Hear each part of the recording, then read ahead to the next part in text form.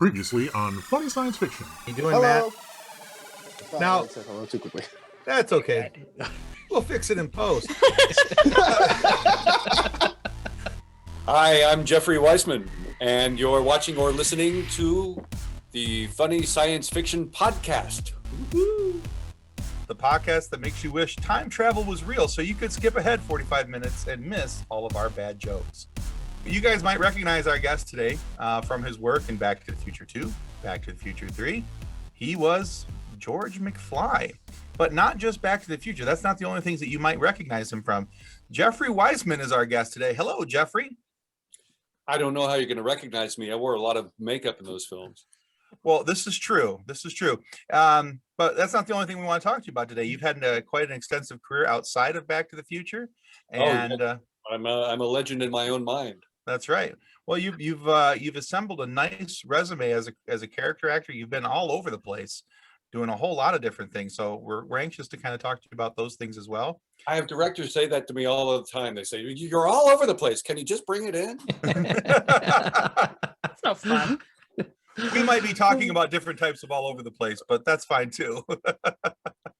So I don't want to talk a whole lot about this, but I do have to ask you a little bit about Back to the Future and taking over the role as George McFly in Back to the Future 2 and 3 and how that all went down, because I know there was a lot of drama that was kind of surrounding that with Crispin and his exit from the role. Yeah, the drama queen, I tell you. Well, it was, in my opinion, very unfortunate. I mean, it was fortunate for me to get the work, but I loved Crispin in the first film. And yeah, I had worked with him on a film before he got that film and thought he was a fascinating actor, got his number, tried to stay in touch, was pretty friendly. And even when I got the call to come in to interview to be his photo double, I called him up and said, "Hey, I need work. Say a good word for me if you remember me, Crispin," and didn't hear back from him until, of course, part 3 came out and he was ready to sue because of the makeup they put me in. Sure. And unfortunately, I didn't know about that they didn't have the permission to use his life mask makeup. Oh, okay. It was a very uncomfortable situation for me, and it was uncomfortable at the beginning. We started right off shooting the Enchantment Under the Sea dance, and people were uncomfortable. They even referred to me as Crispin. It was weird. And producers were telling me stories, how he made trouble on the first film, not hitting his marks or disappearing when they needed him, or not letting the production cut his hair, where he flipped out once when he fell asleep in the makeup artist's chair, and Ken Chase was trimming his hair, and Crispin flipped. The stories are pretty bizarre. He and Leah had rehearsed in character and painted together, and one day Crispin brought in this painting that they made together and told Zemeckis, we want this in the McFly home on the wall. And Zemeckis was like, "No, I've got art directors who have already designed." No. And so he blew his top at that. Crispin, I think, is actually a very fine, yet eccentric artist. He's a very creative man, a bit neurotic. And I think it's really unfortunate because he did such a great job in the first film. I personally was proud of him because I knew him. Right. And then to find out that, in my mind, when I was up for it, I thought they needed George in multiple places at the same time. That's why I was being fitted for the makeup effects and the body cast.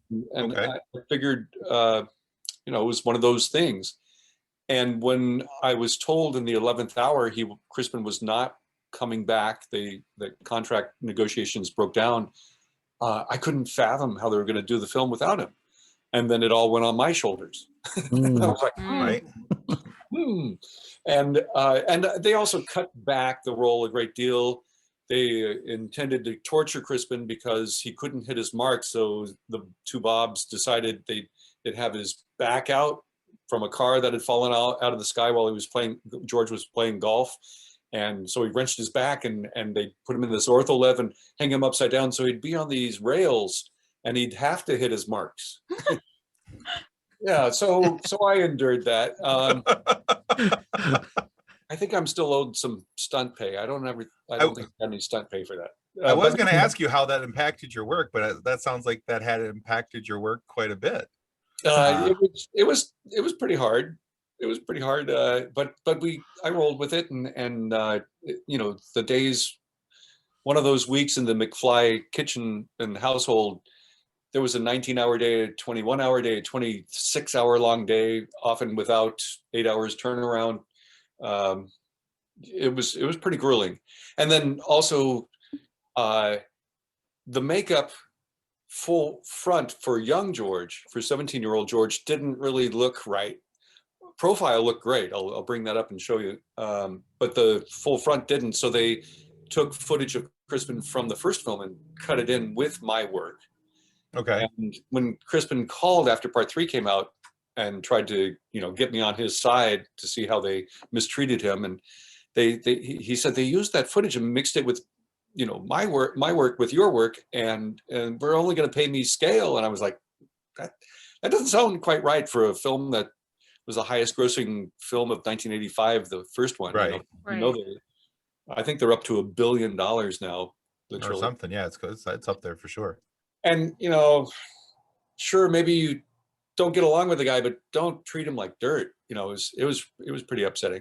Mm-hmm. So needless to say, he sued everyone, and eventually they settled out of court. I think before they even went to court, for $750,000. Okay. But Crispin's still upset, and Bob Gale is still at him, and I'm still caught in the middle of this, saying, "Go on, let's all just hold hands and do something for Michael's charity. Come on." Right? 30 years ago. Can we sing a little kumbaya here? Yeah, it is over 30 years now. And I for the last big anniversary in 2015, I put together, as I mentioned just before we went on the air, a band, a Back to the Future cast member band called Mr. Fusion, that Don Fullove's my bass player, and I play guitar. Harry Waters Jr. is our lead singer, and Mark McClure, who played Dave McFly, is our drummer. And we got it together mainly for a cruise called the Back to the Future Cruise to End Parkinson's. And we had about 50 fans come and join us. I didn't have a lot of knowledge how to produce a cruise at that venture. I know a lot now. but we ended up raising a little over $10,000 for Michael's charity. So I feel good. That's awesome. Yeah. Yeah, that's awesome. Play Johnny Be Good? We sure did. And there you go. You almost have to, don't you? Yeah, we had 5 or 6 songs in our set, and those fans had a great time at our Enchantment Under the Sea dance on board.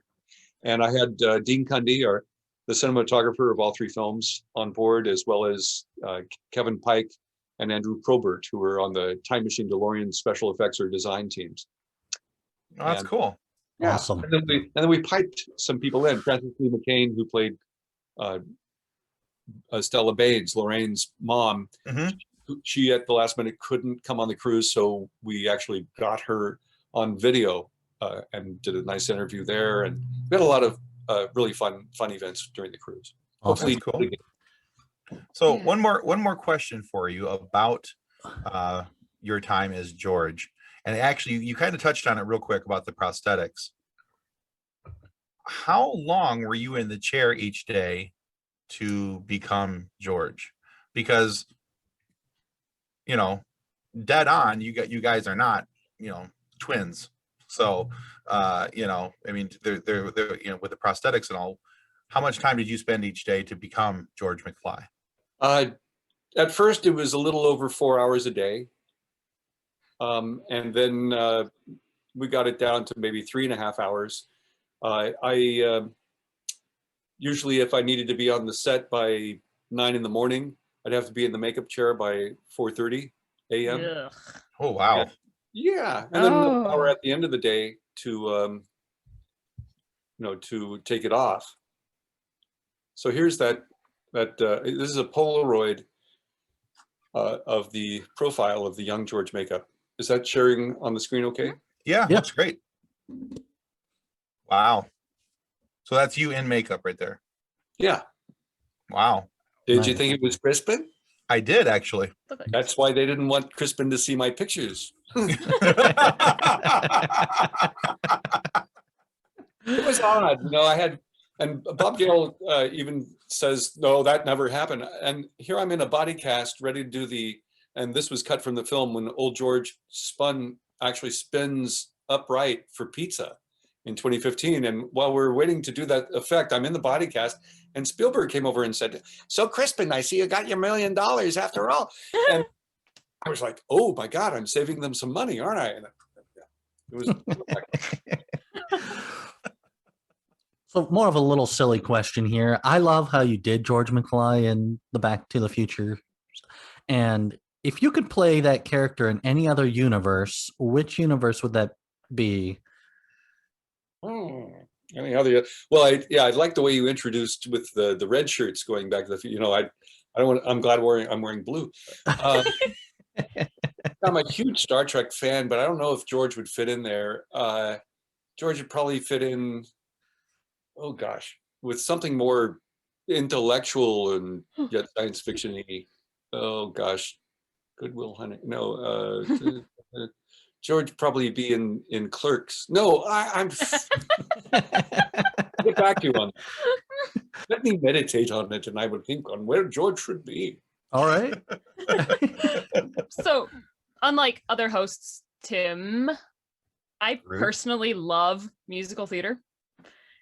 So I found out that you had played Igor in Young Frankenstein the Musical, which I didn't even know existed. Yes. And yes, Mel made it into a musical, which is just delightful. And ironically, when I was 14 years old, I had heard that Mel was shooting a movie in my neighborhood in Santa Monica in California. And I walked home instead of taking the bus home, and going through the promenade, I started seeing extras, I guess, in Victorian evening wear. I was like, oh, we must be around here somewhere. And there was a tall, large gentleman whose mustache was flapping. I said, excuse me, sir, your mustache is coming. He said, oh, is it? Who are you? I said, well, I'm an actor. He says, really? What have you done? And I said, well, I was in Dark Moon.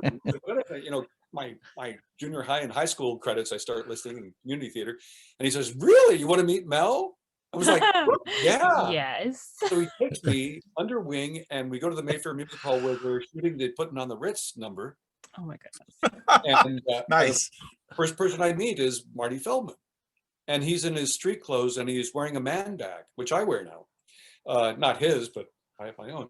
And I was just I thought, oh, that is so cool. I've never seen a man here in 1973, I guess it was, wearing a man bag, a Merce. And I thought that was cool. And then I saw Peter Boyle in the creature makeup, and then Roy, this extra, took me in and says, hey, we're going to meet Mel. And so we find Mel, and Roy says, Mel, you got to meet this kid. He's got credits, and I got no time for kids. Oh. So it was my first time meeting Mel Brooks. And I've met Mel over the years a few times. My Marx Brothers team auditioned for Men in Tights, and then I met Mel again with Anne and Dom DeLuise, who was a good friend, at the Silent Movie House, and always had a great time. A very naturally funny man, and Bancroft was just delightful. Anyway, so coming full circle, I was offered the role of Igor in a production in Sonoma County up here north of San Francisco, where I live, and it kind of felt like, wow, I can now do tribute to Marty, who I just adored in that role. Yeah. And have you ever seen the outtakes?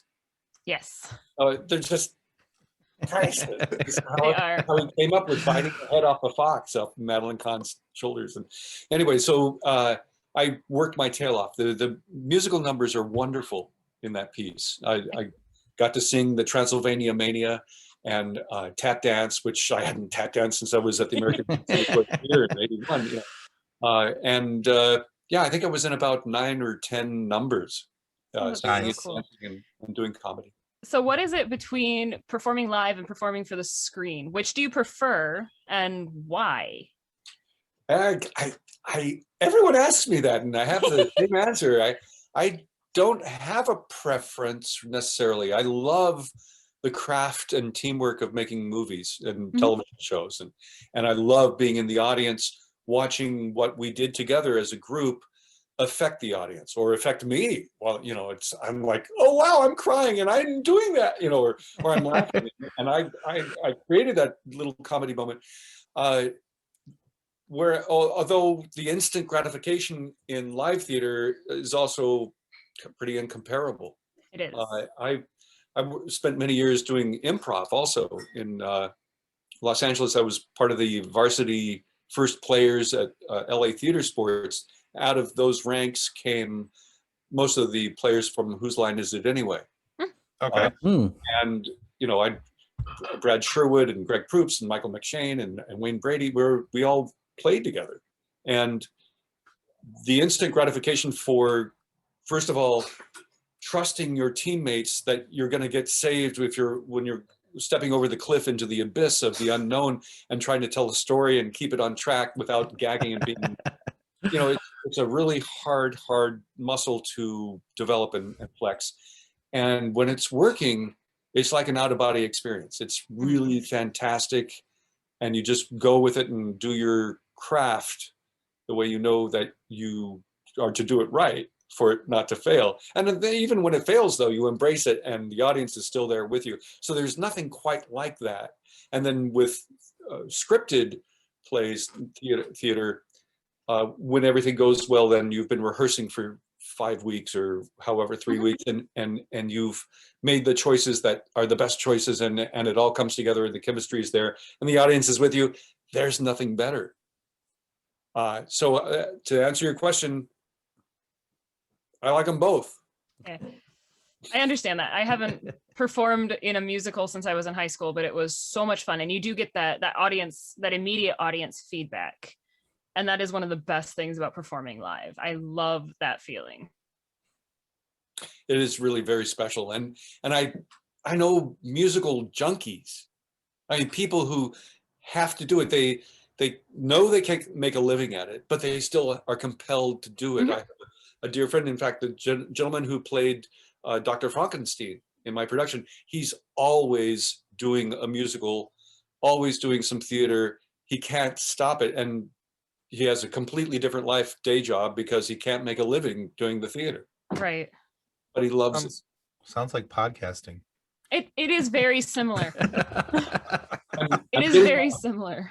I'm getting my Yeti microphone. I'm going to be probably starting my own. I don't know. There you go. Might as well. Yeah. Yeah. So What all the cool kids are doing. Well, hey, we're trying to be cool.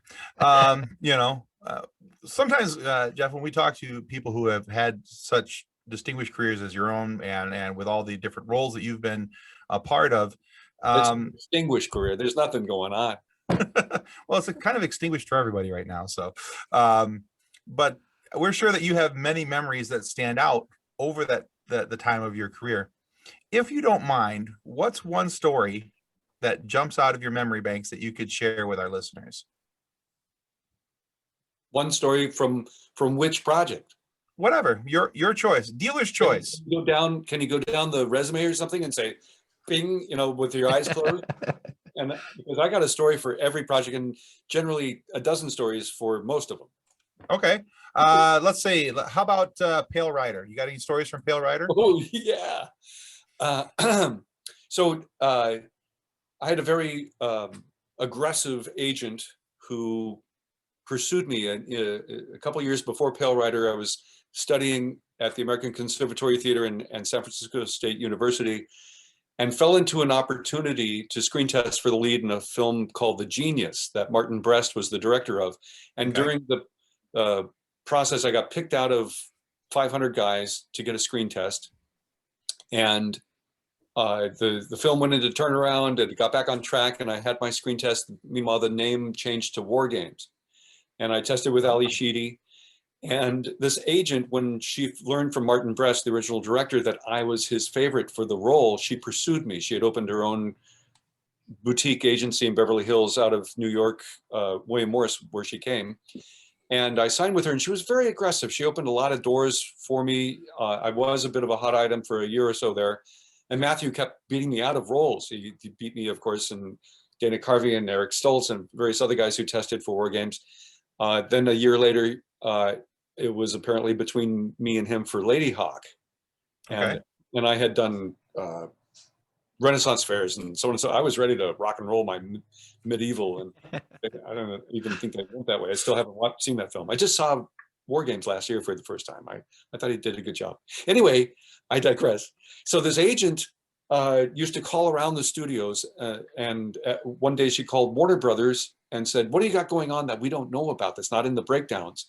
And they said, "Well, we got something in a Clint Eastwood film that I think we've got the talent in our files. We'll find the talent." And she goes, "Well, describe it, and maybe I've got someone." And so the description she thought I fit.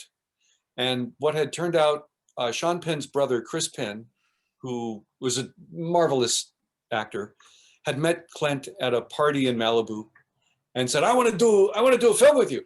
And Clint sent Chris the Pale Rider script, and Chris threw it back at Clint because Clint was offering him the role of Eddie Conway, this nice guy, gold panner. And Chris said, "I want to play bad guy." And so Clint took Chris to his word and cast him as LaHood's son, the bad guy who attempts raping Sidney Penny's character in the film. And so the actor who was cast as Teddy Conway moved into Eddie, and Teddy became open. So I got the call from my agent, "You're going in on this." And I found that I needed to cry on cue.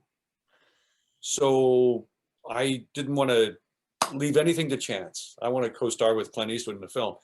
And I knew I had my fantasy charging Meisner technique. I had my subjective personalization technique, which is a little Strasbergian emotional recall. I had my just Zen technique of going with it if it's well written. I even had a lock of my grandmother's hair in my pocket, who was really the only one in my family who really encouraged me to do my acting. My parents did not want me to be an actor.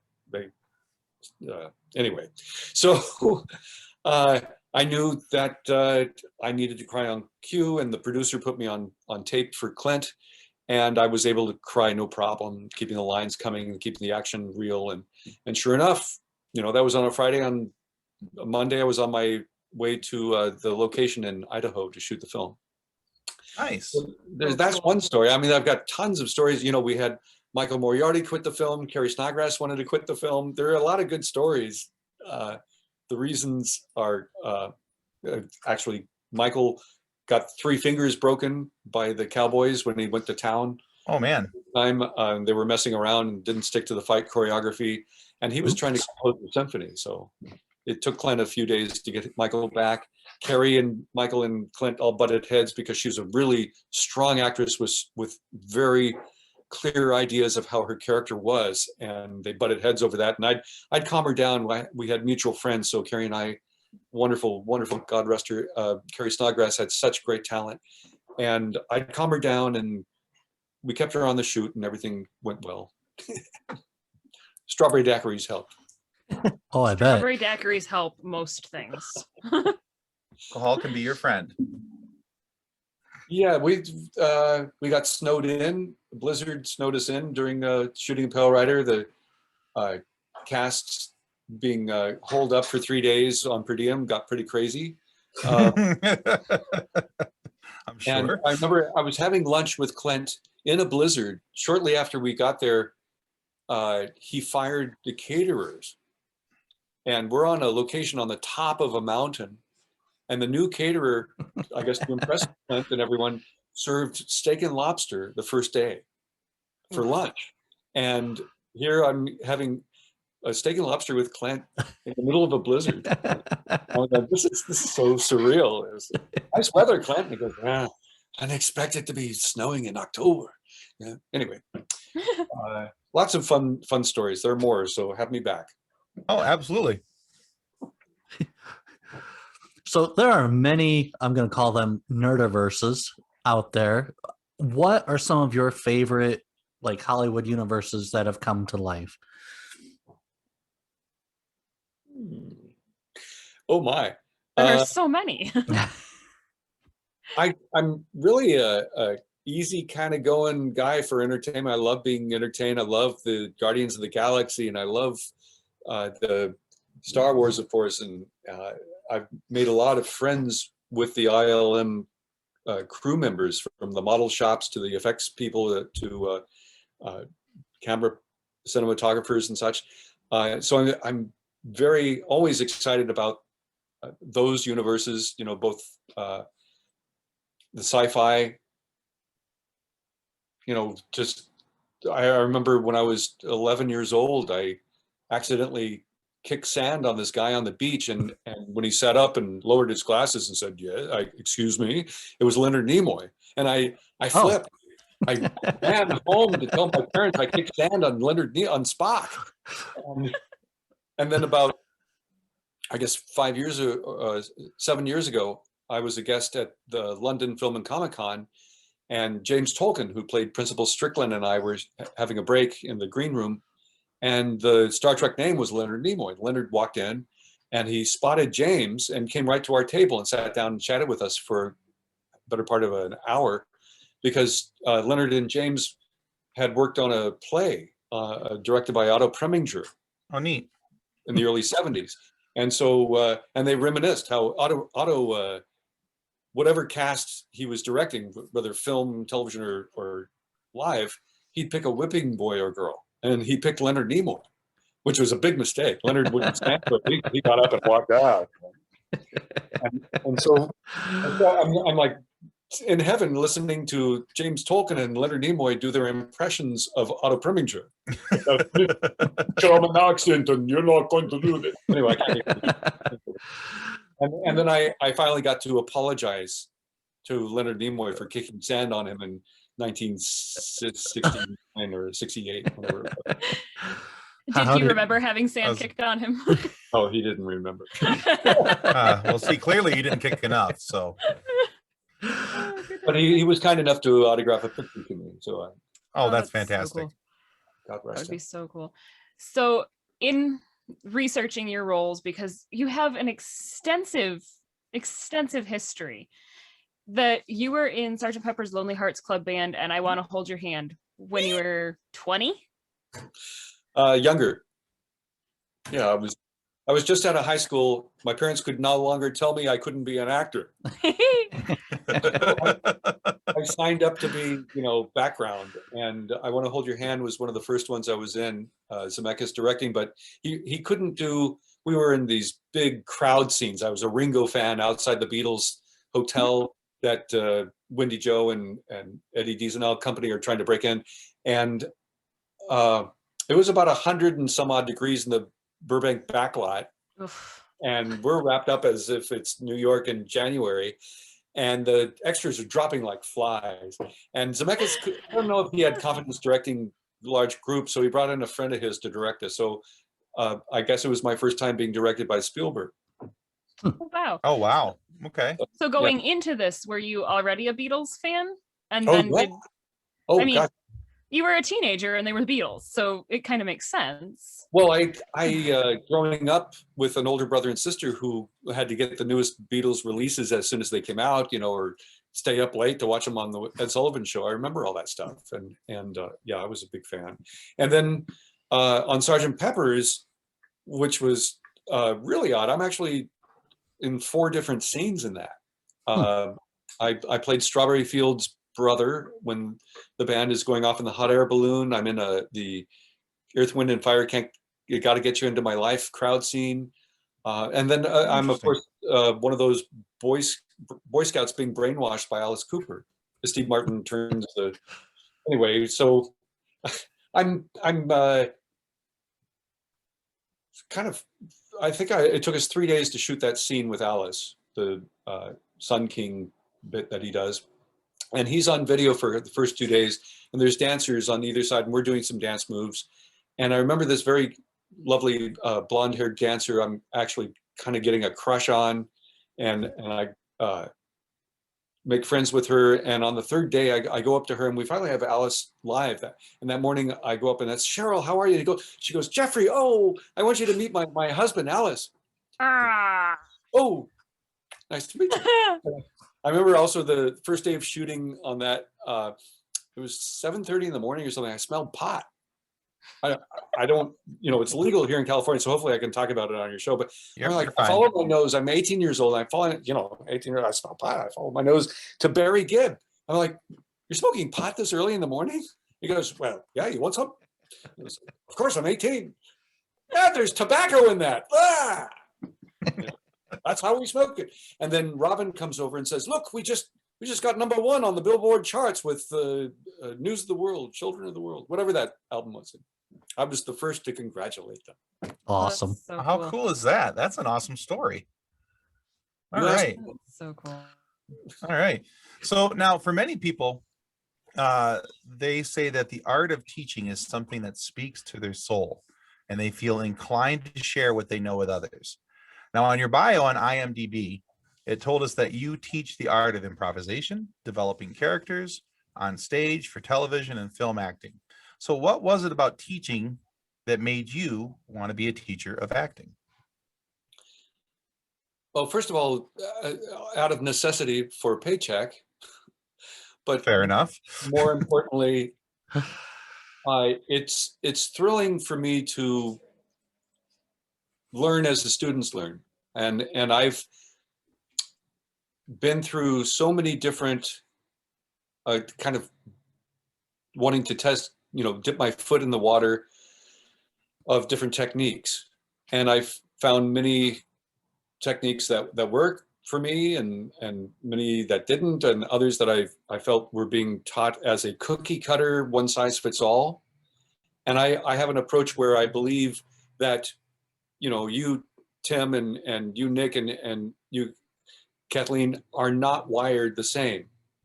And your life experiences may feed in. Some you may have blocked off if we're trying to do, say, a Strasbergian emotional recall, Stanislavski-based technique, or if we're doing a fantasy charging up might work better for you because you can't do the personalization or sense memory because it's too traumatic. Or, there are many different ways of getting the same results. A lot of directors will be result-oriented and not know how to speak in actor terms. So I teach directors how to speak in actor terms. I speak and teach to actors how to direct themselves in case a director says, I need you to cry here, but doesn't give you the conditions to get there.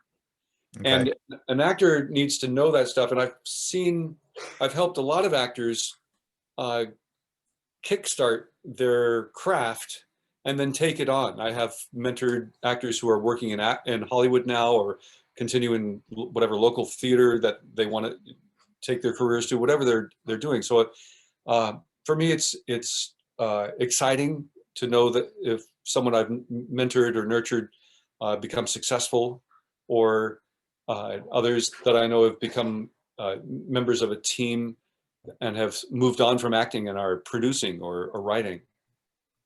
So it's kind of a win-win because I very rarely get bad feedback on my instruction. Cool. So you get the paycheck and you get the joy of helping somebody else, reach for their dream. As soon as I'm vaccinated. There you go. Definitely. There you go. I finally figured out how to do Zoom teaching, where I can now have people do their monologues, or maybe if they're with other people, do a scene, record it like we're recording here, and then stop it and come back on and play it in another window and then break it down for them. Well, to figure that out. All right, cool. There has been quite the learning curve the last year with Zoom. I understand. I had my kind of artistic life was saved by a group out of London called The Show Must Go Online. I've done 2 shows with them. One I played Doc Brown in Get Thee Back to the Future, as if Back to the Future was written by Shakespeare. Oh, cool. So I'm a Shakespearean. Nice. We shot it here. I did the slide from the clock tower across the screen here. My wife was the camera operator, so I'm climbing on the floor, which I'm actually, so it looks like I'm actually climbing up the building to the clock tower. Anyway, she was my wardrobe mistress, my prop master. Anyway, and then I played Sir Toby Belch in Twelfth Night. What they did was the entire Shakespearean canon over the course of the summer during the pandemic. And it was fantastic for me to work on that. I felt like I was being creative, and they learned how to pass props through the camera. So if one of you grab, or do fights through the camera, or how to really work. Oh, that's cool. There you go. It changed colors. That works. Nick, pass it back, Nick. Yeah, thank you. See, and now I've done an improv show, in fact, just recently with Binge Watch is the name of the company. And it was really great. We did some passing through the lens, even kissing, it was no tongue. So it's a necessity. Also, a lot of things for the fans. I've had Argentina, France, Japan, Italy, doing Zooms for the fans, and a lot of them are fundraisers. Hello, fundraisers for Parkinson's. There you go. Awesome. So There's what was fundraisers too? what was the name of the play again? And the Shakespearean style one? Yeah, you can find them on YouTube. The show must go online. TSMGO for short. And they did all of Shakespeare's canon in, what was it, 36 weeks or something. Okay. And you can see me in Twelfth Night and Get Thee Back to the Future. Ian Drescher adapted Back to the Future as if Shakespeare had written it. He also did Star Wars and Mean Girls in the same fashion. Mean Girls as Shakespeare sounds fantastic. They all are quite exceptional. And Oh then my gosh. the show must go online uses actors' talent from around the world, can be in the productions. So I had, actors from around the world I'm working with, and really remarkable breakthroughs in casting. There's some example there. Macbeth is almost all female or non-binary. Wow. And, okay. And it brought new meanings to the relationships in the play that I'd never seen before. It was just dynamically wonderful.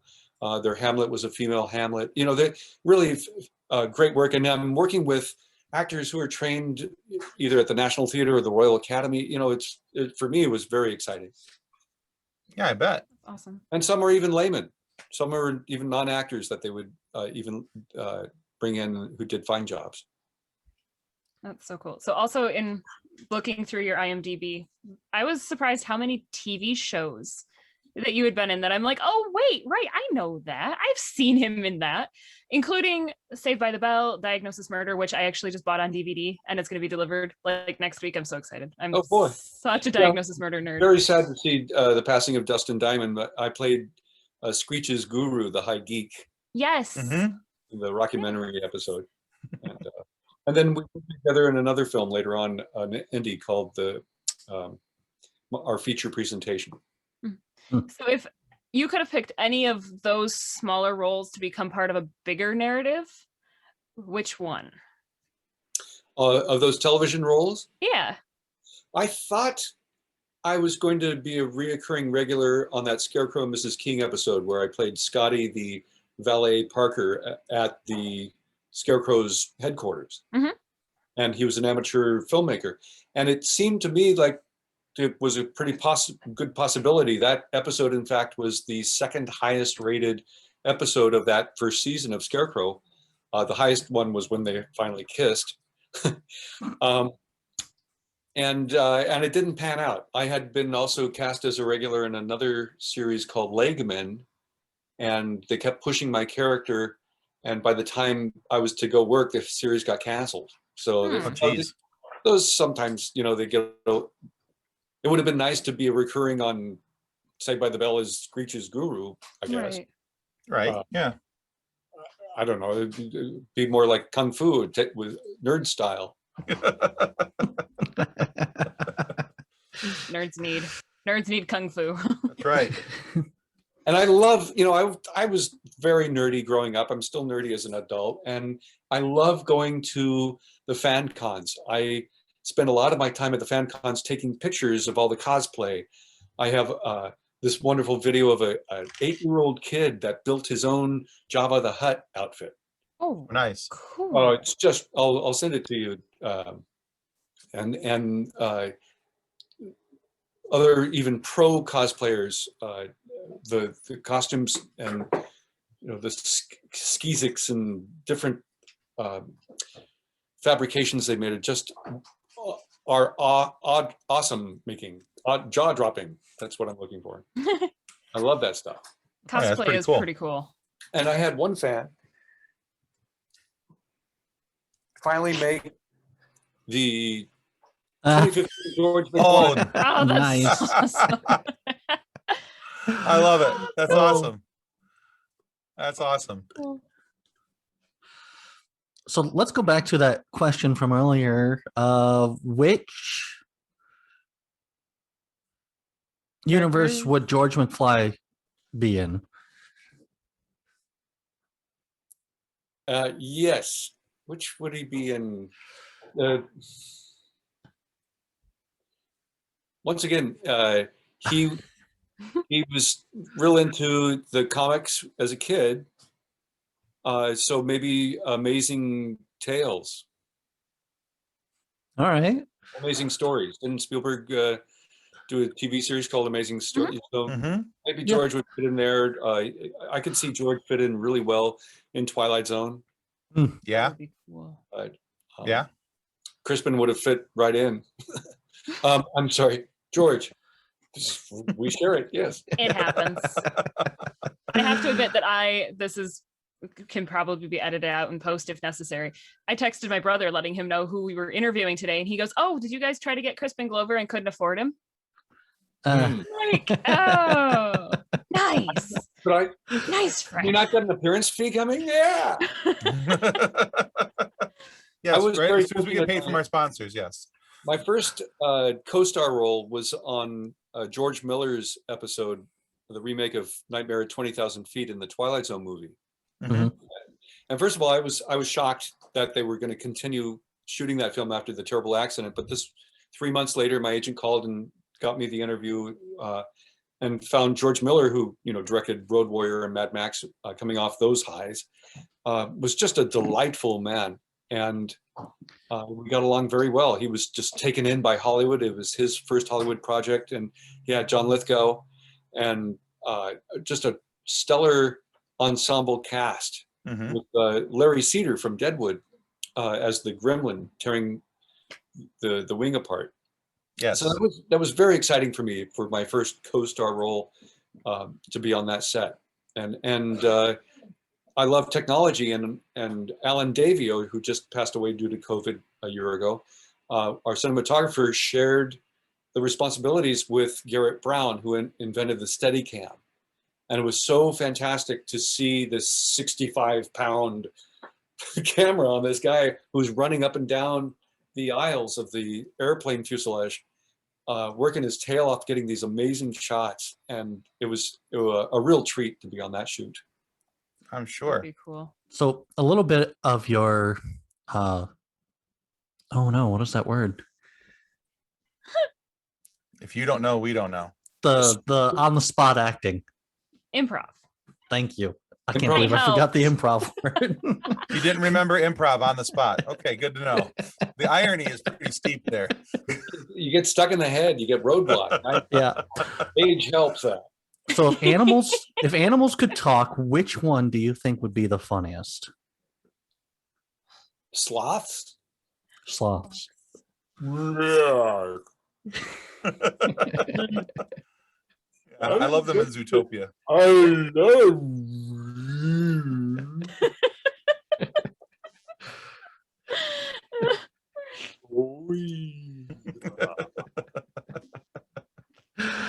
I could my see That it. works. Sorry. That works for me. All right, Jeffrey, we've come to a point in our show where we like to subject our guests to a quiz. Oh, great. Okay, I'm out of here. But yeah, he's gone. But You scared him away, Tim. if you stick around for the quiz, You could win prizes. you get to win prizes. Oh, boy.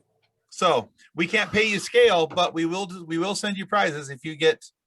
So there's going to be 5 questions. They're all based on Give me a scale. All right. They're all based on Back to the Future 2. Okay, Well, that shouldn't be difficult. I hope not. So, so out of the 5 questions, if you get 3 right, we're going to send you one of our Red Shirt Widows and Orphans coffee mugs. Nice. If you get 4 questions right, we're going to send you the coffee mug and also this book, Custodians of the Cosmos, written by Drayton Allen, our page founder. And so the nice thing about the book is that's where the Red Shirt Widows and Orphans Fund comes from. It's all about a man who wants to join Starfleet, can't, so he rejoins as a custodian to boldly clean up after those who boldly just went. So that's the premise of the book. So if you get 3 right, you get the coffee mug. If you get 4 right, you get the mug and the book. And no red shirt? Well, no, but a red mug. So bring it on. So if you get less, however, if you get less than 2 or less than 3, you only get 2 right. I owe you. We take your picture and we make a meme out of you. We call it a fun sequence. Do you agree to these terms, sir? Can I check with my agent? Sure. Okay. Fair enough. All right, Nick. Oh, these are all multiple choice, by the way. So Great. all right, go ahead, Nick. What is the name of Biff's grandson? Spiff, Cliff, or Griff? Are you kidding? No. Well, he could be Spiffy Griff, or he could be Grumpy Spiffy. No, well, okay, Griff. Yeah, it's Griff. Yes, you are correct. I've had 30 years to study this. Well, we were kind of banking on that. So when Doc, Marty, and Jennifer land in the alley after reaching Hill Valley in 2015, Doc tells Marty to get out and change his clothes. Marty comments that it's raining, and Doc says, wait, blank more seconds.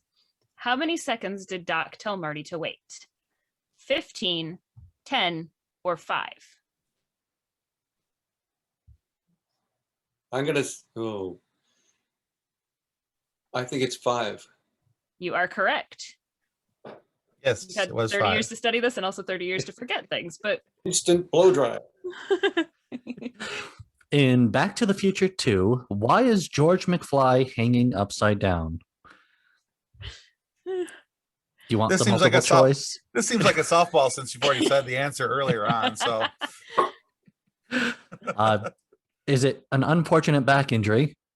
It's the future, or George just like to be inverted? There isn't a all of the above. Oh, well, I told you the real reason earlier that Crispin couldn't hit his marks, but and in the paperback version, a flying car fell out of the sky, causing George to wrench his back while out on the golf course. So yeah.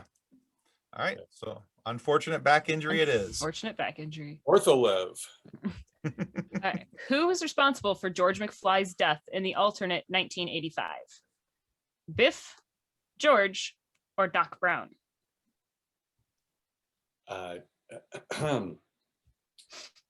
And wasn't that on St. Patrick's Day?